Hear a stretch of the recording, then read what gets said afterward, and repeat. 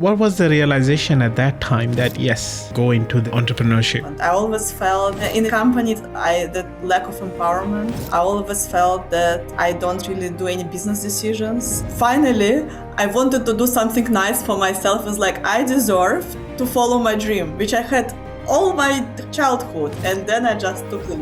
What is the one thing you understood is keeping them away from starting their own business? First of all, it's for sure mindset. I heard so many reasons why people don't start when they want to. It's like, I don't think it's the right time, I don't have a good idea. Entrepreneurship teaches you, it puts you in a position to learn so many new skills that you would never learn in a corporate. Well, you mentioned about the cohort, right? So how many people you have in your cohort at one time? Our program is not just about knowledge, it's about practical experience, about personal approach, and it's about accountability. And that's why our cohort is very small, because we want to give attention. As a business owner, how easy or difficult sometimes it is to work with the co-owners? Like finding co-founder is the same as finding a life partner. I do think it's the same level of complexity. Who are in the job they are, and then kind of they're not seeing the light at the end of the tunnel. Most of them, right?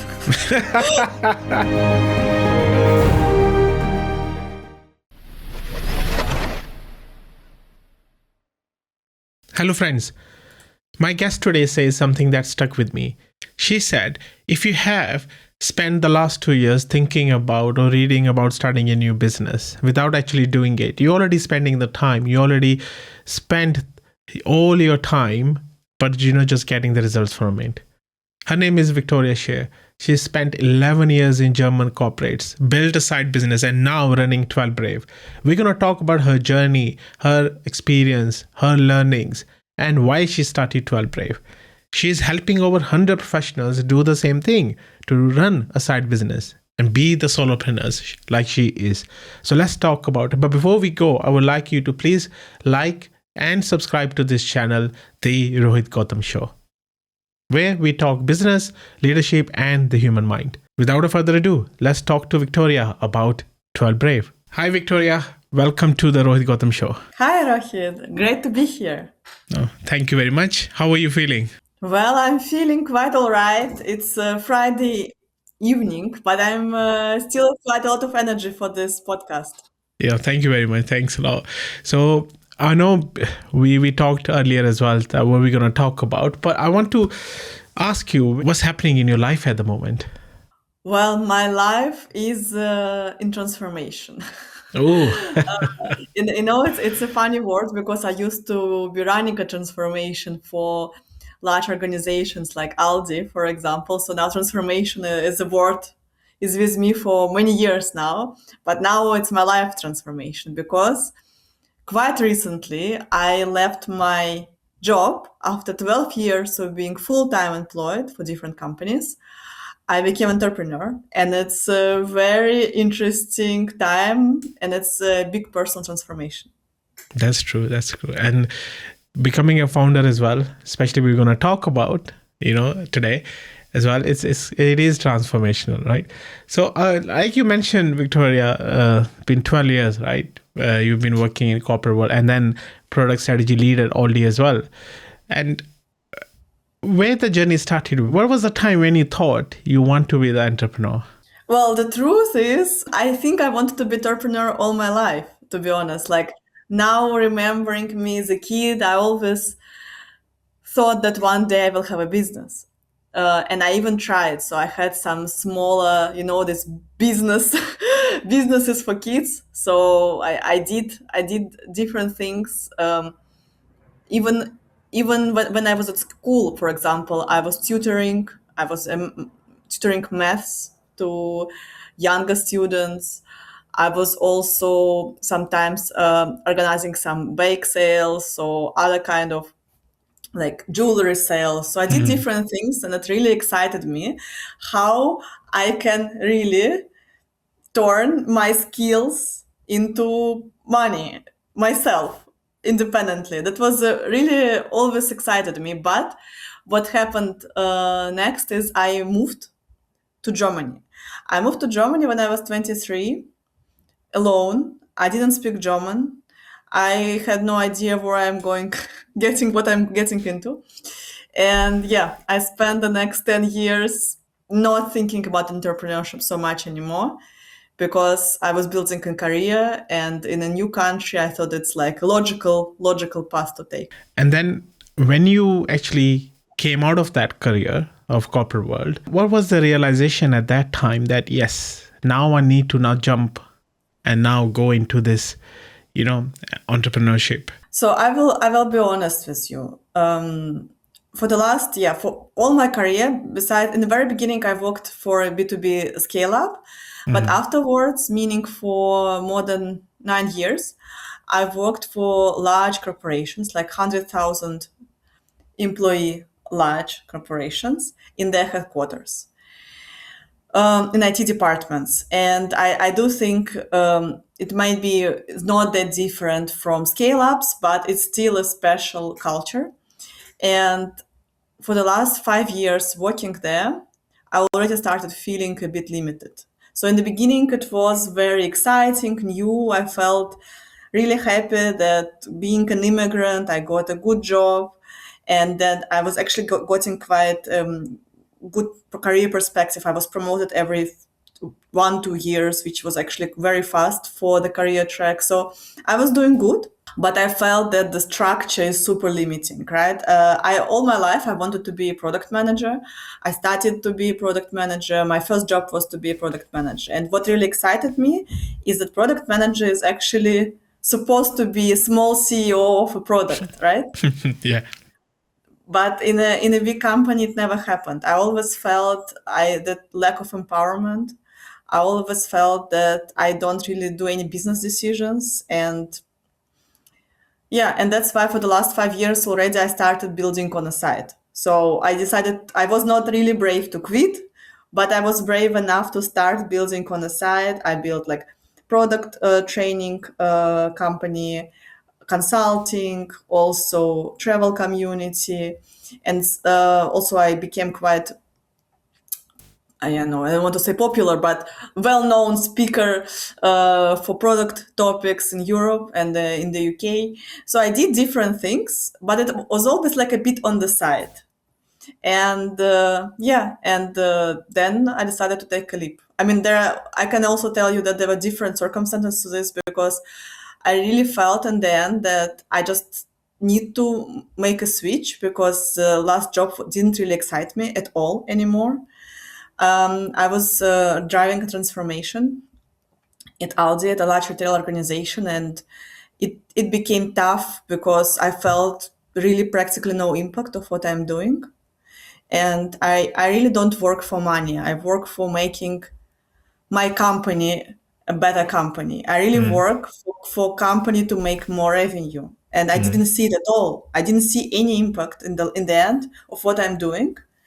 And I felt, I can say, even depressed. And I knew that it's not changing anytime soon.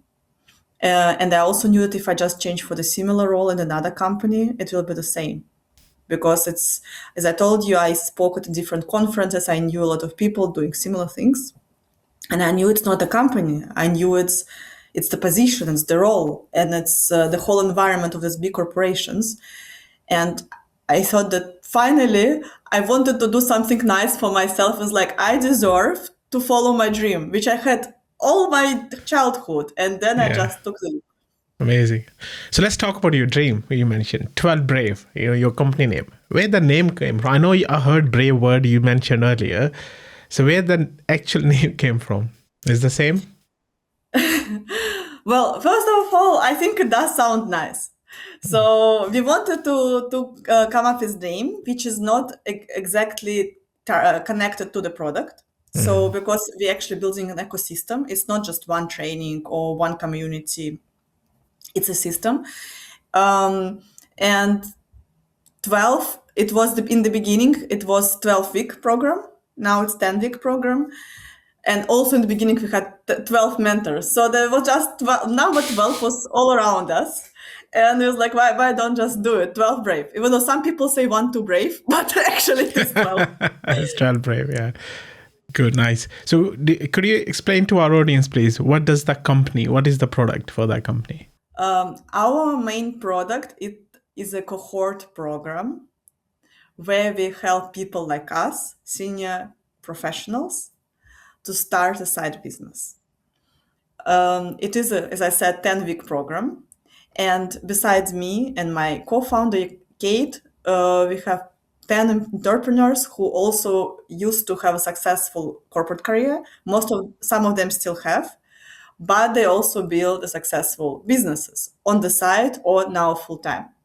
And we build this really hands-on program where we help people to really make the first steps, to pick the right idea, to validate this idea, to build the website, and to do marketing and sales. We teach personal brand on LinkedIn, we teach outreach, we teach marketing, but uh, not performance marketing because in the beginning you don't need it, but €0 marketing. So how you can actually get first clients without spending any money. So actually, if you just enrolled in our program, by the end you would have your first customers without spending any extra money, but learning a lot, learning this whole journey from idea to customers and learning the skills of business building, which doesn't matter how many years you spend in a corporate, most probably you don't have.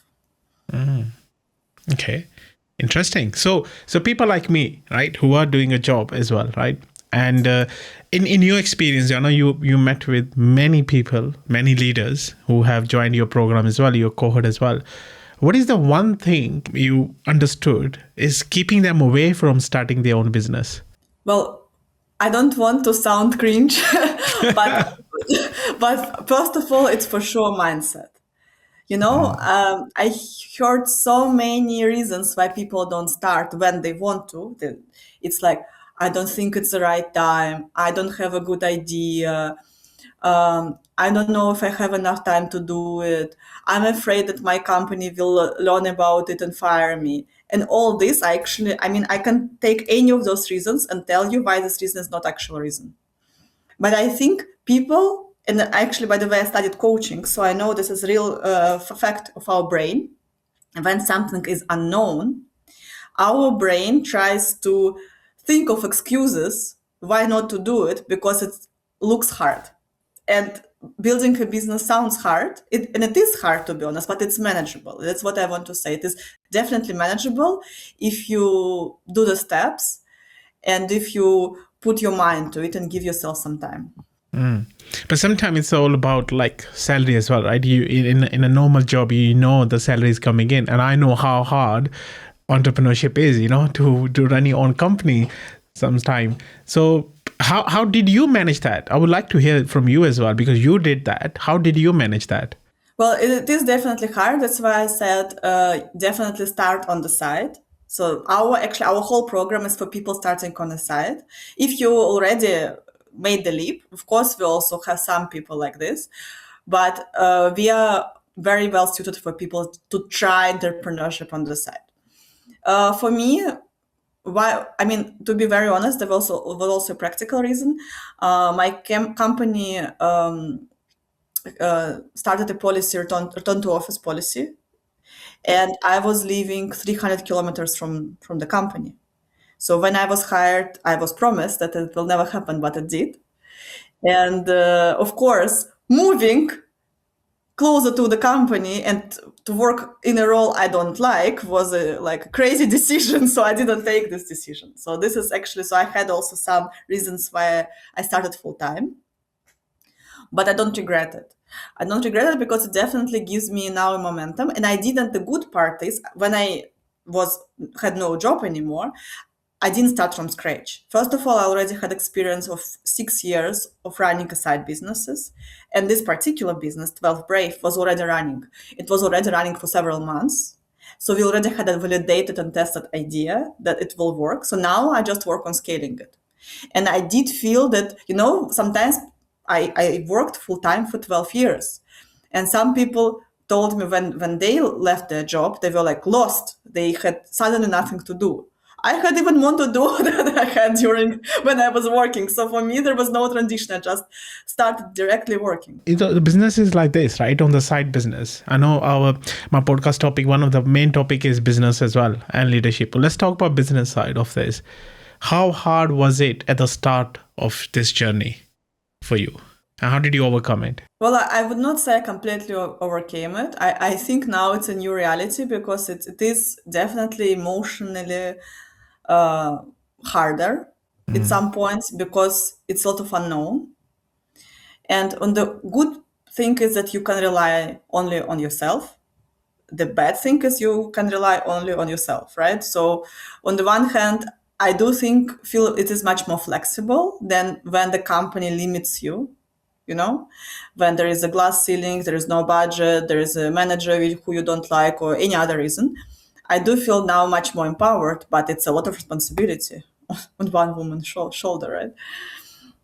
So yeah, I don't think it will be easy, and I don't think it's easy, but I do think it is much more interesting. I like the word you said, interesting.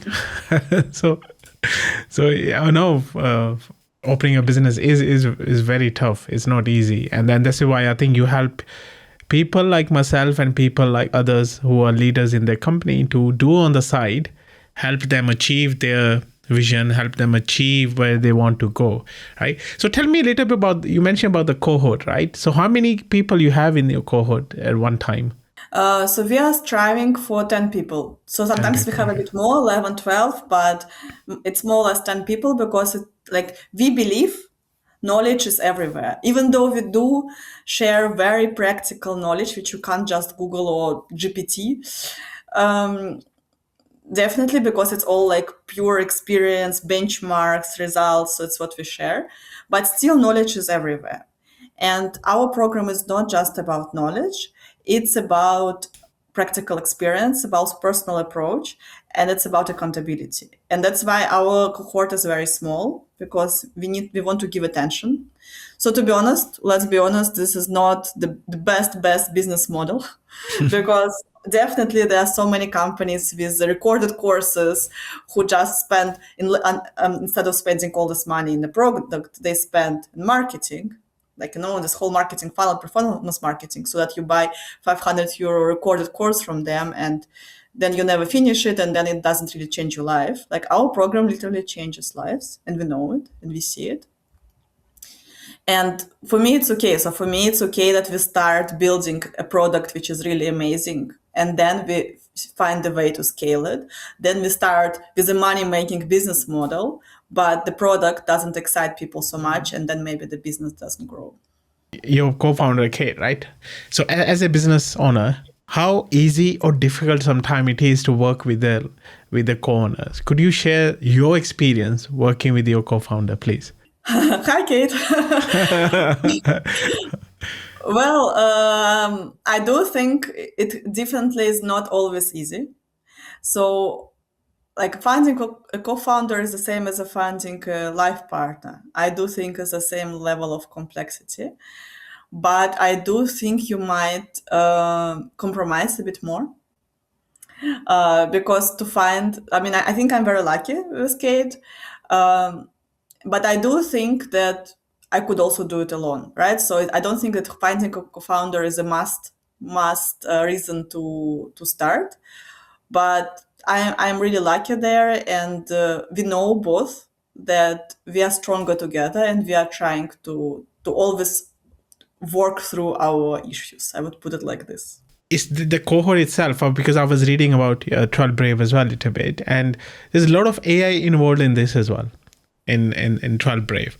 Tell me more about this. How are you like implementing AI within the cohort to teach or like make people start their business? So first of all, we are solopreneurs, right? So I used to work, as I told you, for thousand company, meaning that I did so much, right? I had people who would deliver slides for me. I had some external consultants who would do market. I outsourced 90% of my work, to be honest, at some point, and I was doing strategy.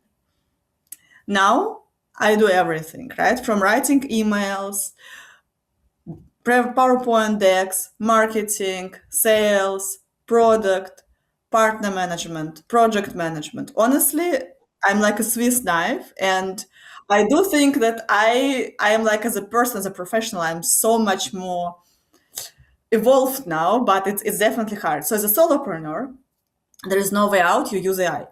And I do such automations, I automate so much that when I tell my corporate friends like what I'm doing, they never even heard about such things. Not because I'm so smart, but because I need it and they don't.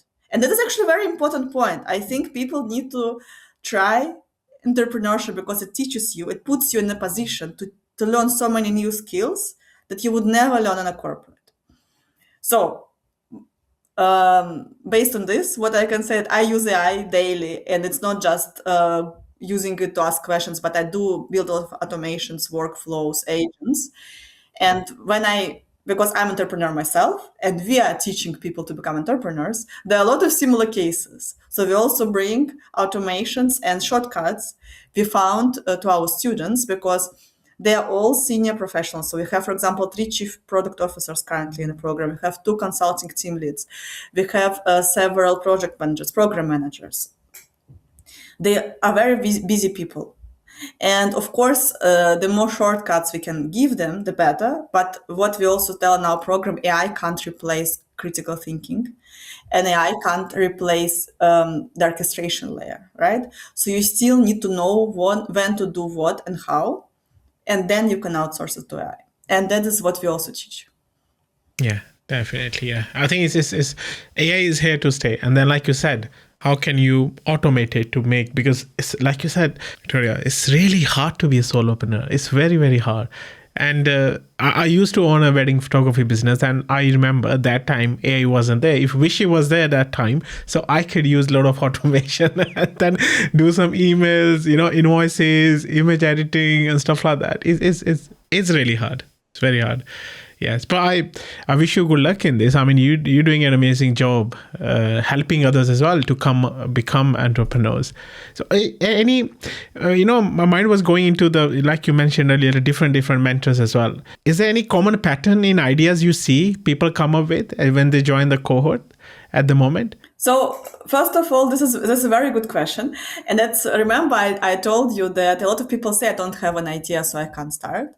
And actually, it's so funny because in the end, a lot of people they have very logical ideas. Such ideas everyone has. We just don't do them, right? And that's why I see a very clear pattern. What kind of ideas people come with, right? Around 30% in our cohorts, they build products based on the expertise they have, right? So they all work in corporates, they saw different things. So for example, we have one lady who builds a product for AI governance. Then another one is building a product for HRs based on EU Act about salary transparency. So we do have those, and basically they saw a problem, and both of them are for example, in this case, are in compliance area, so they also saw the urgency, and now they are building those products. And then others, they build consulting or coaching business, and it doesn't actually have to be based on their experience. So we do have some product managers who offer also AI product consulting for small businesses, right? So they work in a large organization, then they can consult small businesses. And then, of course, there is much more niche positioning than what I just said, but it's still based on their job. But then there are some who find some transactional skills. For example, we have one CPO, and of course, the CPO, she has a very good communication and negotiation skills and persuasion skills. So she became a coach, but she's not a coach for product managers. She's a coach in negotiation skills and persuasion. So she trains soft skills to tech professionals.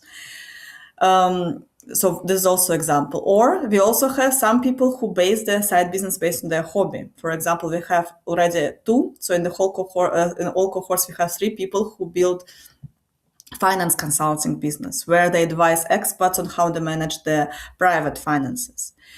We also have one guy who his sister was a blogger, a YouTube blogger, and he saw that she struggles a lot with meta text translation. So he built a small AI vibe coded app to help her to translate meta text, and then he also scaled it to other people. So it's also based on the need he saw around him. Yeah, and there are a lot of other examples, but as you see, there is a clear pattern. Yeah, there is nothing Yeah. really crazy. Anything, And yeah. yeah, like as a solopreneur, you're not building a new spaceship. You are just monetizing the skills you already have.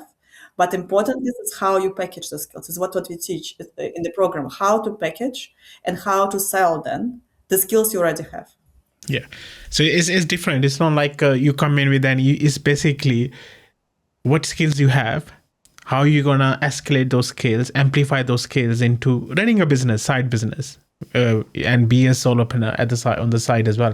And where it takes next level is up to them, right? It's afterwards. But it's the first step is the hardest step. So you are helping them to go on the step one, to come out and then become a solopreneur. This is what I'm understanding. Victoria. So you have a lot of alumni as well. So any alumni you can share who has done wonders after this, who left their job and then became full-time into, like you did. I don't think anyone left their job. First of all, our program is less than a year old. So it means even if they already went through our program, they are not doing their business for too long. So none of them left their job, but absolutely most of them continue building their product, which is super impressive, right? So it's like our program is not just about them finding this idea, it's about packaging it, testing that it's a viable idea, and then also teaching them marketing. And most of the people all of the people who continued, which is 60% of people, because 40% said that they love it, but for example, one of them changed the job. So he wanted to change, but then first he changed the job, and now he's again starting, but he had a break. Another one got a baby. So there also sometimes life happens, right? But 60% who continued, they all have clients, and it grows. And I don't know, like, how impressive it sounds, because I'm super realistic person. Like, I don't want to say, yeah, they made millions. But to be honest, as a solopreneur, to have clients, and I'm not saying like 10 euro clients, I'm saying like much like B2B clients, right? Or 100, 200 euro coaching clients. Tanya, what advice would you give to corporate professionals at the moment who are in the job they are, and then kind of, like you said, they're not seeing the light at the end of the tunnel? Most of them, right? I don't know, guys. What do you think? Are you the one? I don't want to be dark, but it feels like this is a new reality now. And since I'm in this corporate world for many years, I know a lot of people and I see what's going on. I do believe, especially now because I use AI so much, and I know that not all corporates already adapted it to this level. I do think it's coming for some jobs. It's definitely is coming. And I do think that we don't know what will happen in 5 years. We really don't know. None of us knows. 5 years is not a long time. It's right? not a long time, indeed. Yeah. And we don't know if either of us will have a job. And of course, I also don't know if I will have my business in 5 years. But at least I know that I have options. I can always go back to work, because I do think that I developed myself as a professional now much more in this year being an entrepreneur. I do have this business. I also have actually still other businesses, which I said, like a travel community, also trainings. Also, we started now a consulting venture, 12 Lane. So I also have a portfolio of products, not just one. So hopefully at least one of them will survive, right? So I gave myself options. And obviously right now, because it is not a side business anymore, it's a business, it does feel sometimes less stable than when I had my corporate salary. But I do think that my path is much more future-proof than any corporate job I would now have, because I rely on myself. And the advice I can give is just do it, right? It doesn't matter with us or without us, but give yourself an option to have a plan B if something happens, and in parallel, it will be very interesting, it will be fun, it will be super enriching experience, but it's also unfortunately something what we must do due to the current situation. And I think a lot of people, they just don't realize it. There are a lot of things stopping them, like you earlier mentioned, right? The thinking about the fear, thinking about, anything you can recommend them to do that, which can help them to take that step one, what that could be. I would want to say, well, brave, but I don't want to sound salesy, because it's exactly it, right? It's hard to do it alone, and it's scary to do it alone. Why don't you just try it in a group for 10 weeks where you actually get hand holding, where someone actually really goes the steps with you and gives you the support, emotional support, but also advice to do these hardest steps to the first sale. But not to sound salesy, of course, there are other ways. You can join a community. So I think that the main part is not to be alone, because when you're alone, you give up very fast. And the point is that we corporate professionals, I still say we, even though I'm not anymore, but I still feel like one. Actually, we are very lonely, because when we start thinking about starting a business, we can't discuss with our colleagues, we can't discuss with our manager. Most of our friends also are corporate employees. So who can actually give us advice? Like, they will tell us, yeah, great job, I really believe in you, but there is no like practical advice which you can use. And it's a very, very lonely way. And you have to hide sometimes from your manager in the beginning.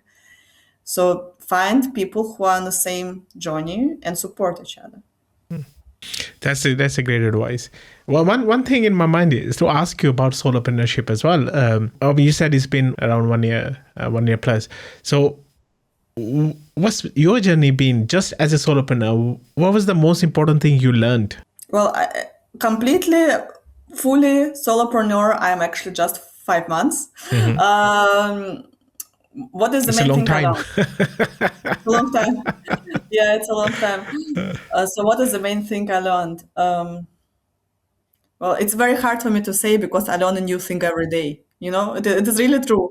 It is really crazy, but it's really true. Like, today I'm learning how to write newsletters. I used to write a strategy for multi-million euro company, and now I need to learn how to do a newsletter. But I learn every day. I learn something new, and this is amazing.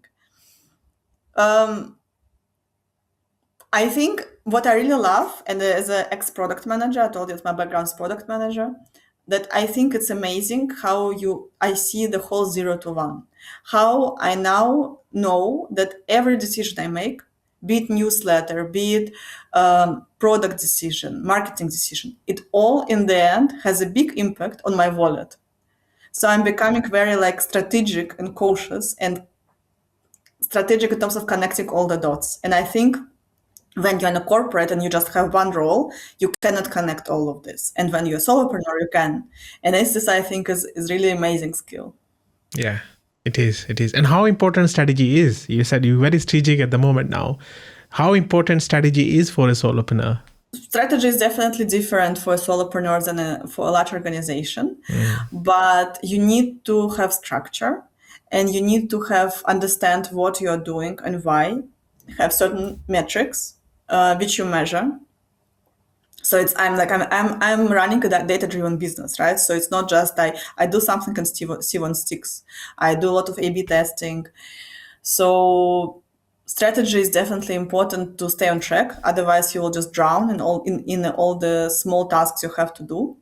But as I said, it is different, and that's why it's another skill which we need to learn as a solopreneurs. Okay. No, thank you very much, Victoria. So before we leave, just one thing. I know you said about joining 12 Brave. Definitely, I will put the link as well in the description. What's the one advice would you give to someone sitting in a corporate desk thinking about starting a new business? Start tomorrow.